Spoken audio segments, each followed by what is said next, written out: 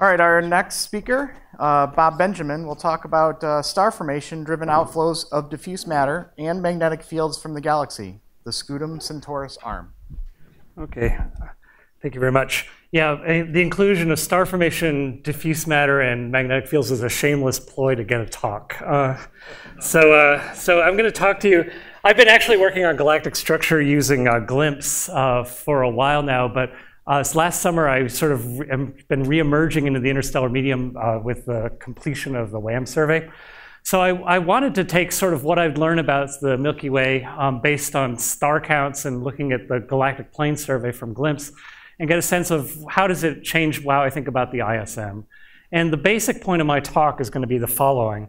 If the Milky Way were to look like this picture right here, if this were the face-on picture of the Milky Way, an edge-on view that we actually have in X-rays might look something like this.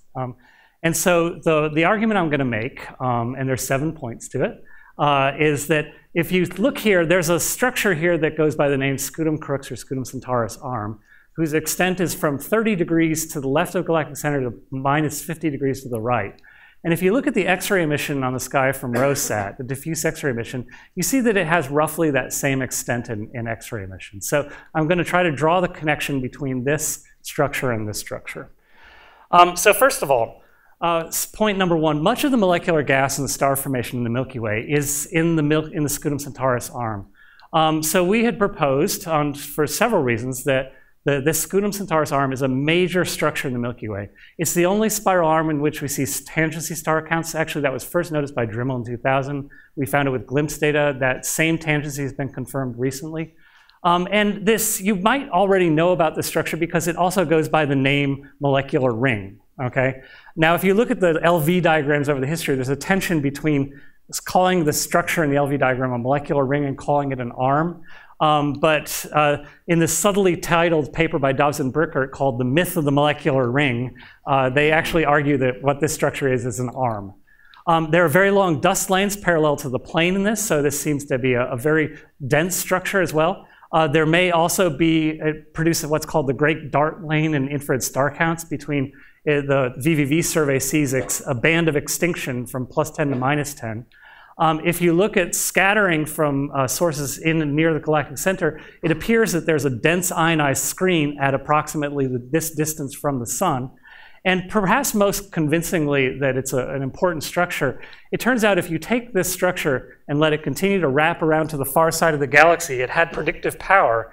And Damon Thaddeus used that, basically the extension of this, and saw the evidence that this arm might reemerge back in the first quadrant on the far side of the Milky Way as an H1 structure that also contained molecular clouds and star formation.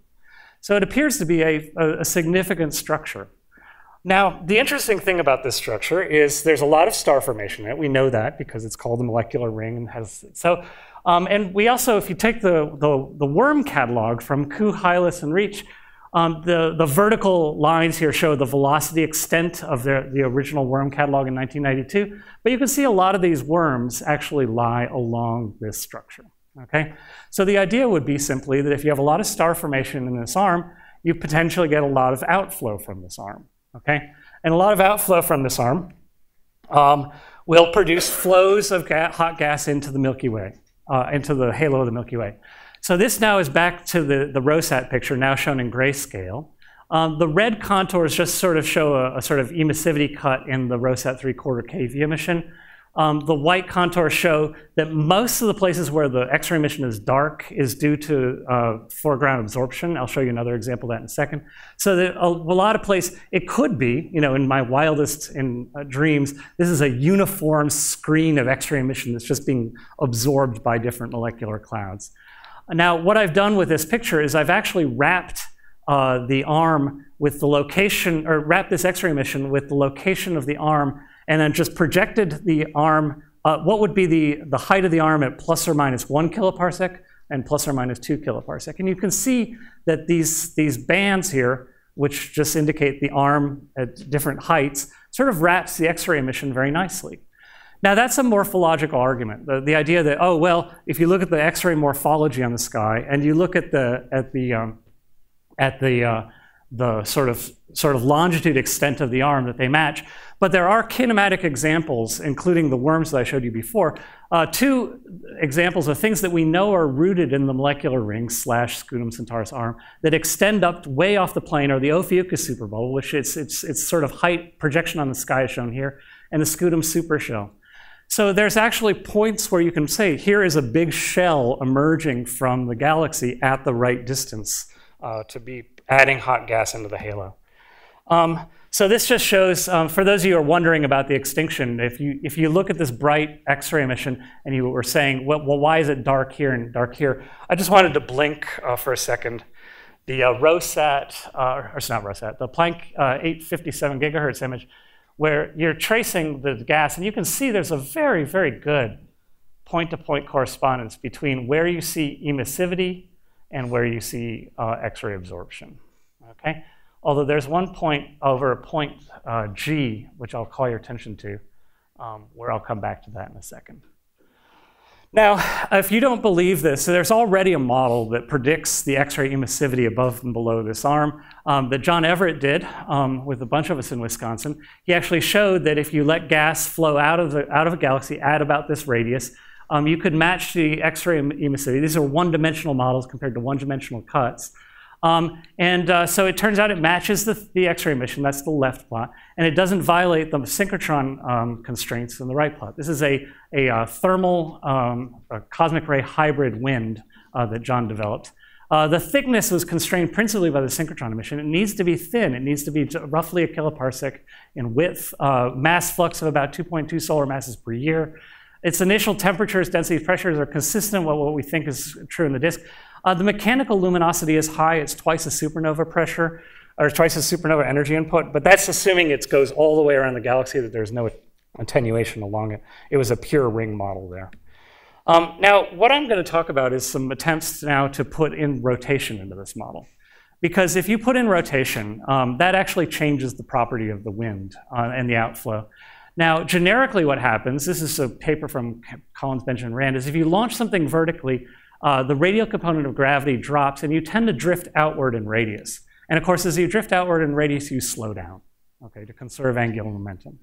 So generically, when you launch something vertically up out of the galaxy, there's a tendency to drift out radially and slow down azimuthally.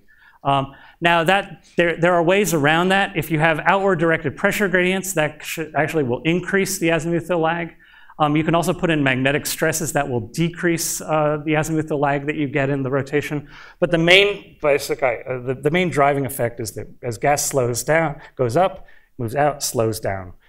And that actually might be an explanation for some of the morphology, because something I didn't point out in the original image is if I show you the extent of the arm, the X-ray emission actually seems to spill out in longitude beyond where the arm tangencies are. So this requires knowing where the arm tangencies are. But you actually do see a tendency for X-ray emission to go beyond the arm. Now, I've switched from the X-ray emission to the 408 megahertz. And by the way, it's really sort of, I've never really had blinked these very much, but you can actually argue that you're seeing a fairly good correspondence between these two maps.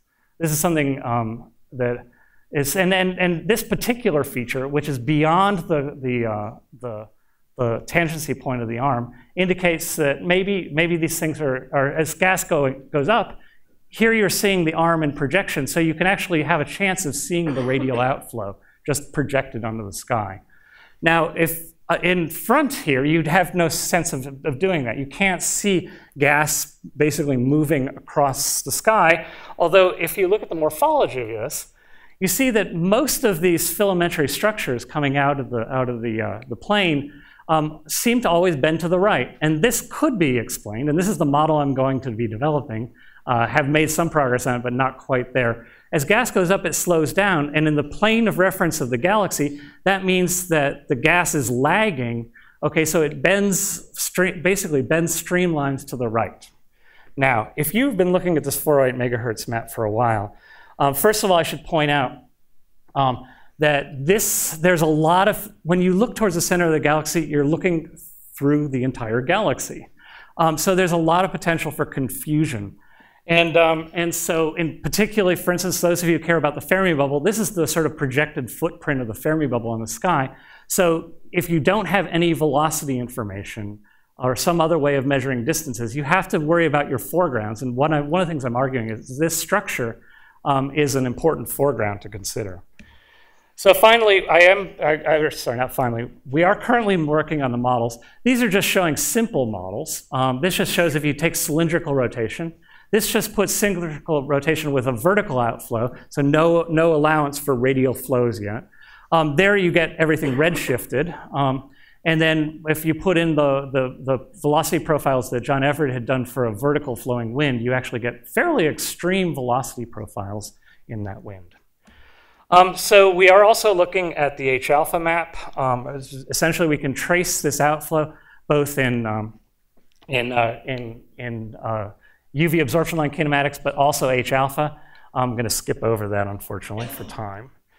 But I do wanted to point out that, again, this thing is an important foreground for the Fermi bubble. This is actually a paper that argues that this radio synchrotron emission polarization is due to the Fermi bubble, but it sort of leaves unexplained the things on the other side.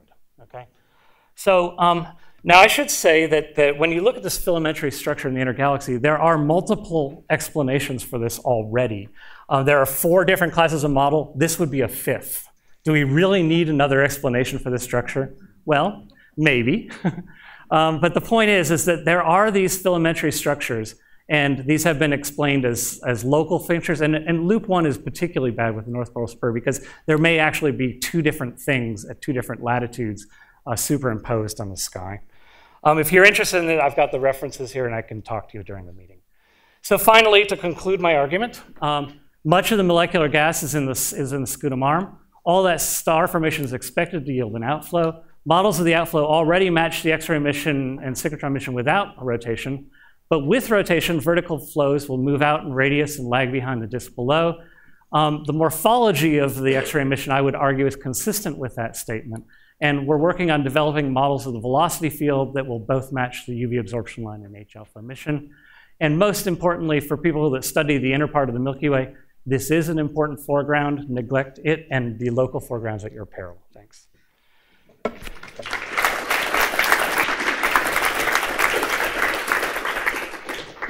question or two for Bob? Chris.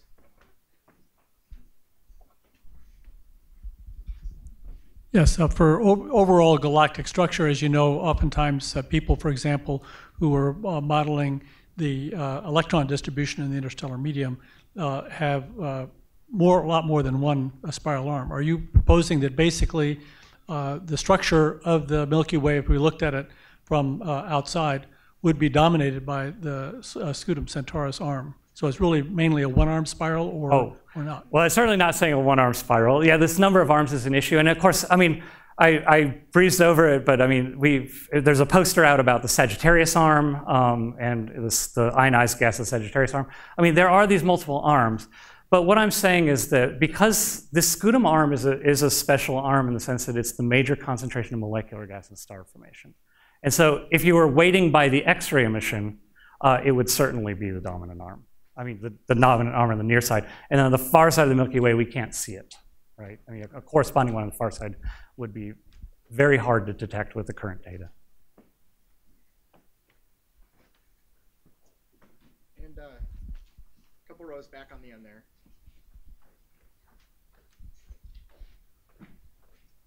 So do you have any sense of how far the expelled gas gets up into the halo? Well, in the models that John Everett did, right, it goes to infinity. It's a wind solution.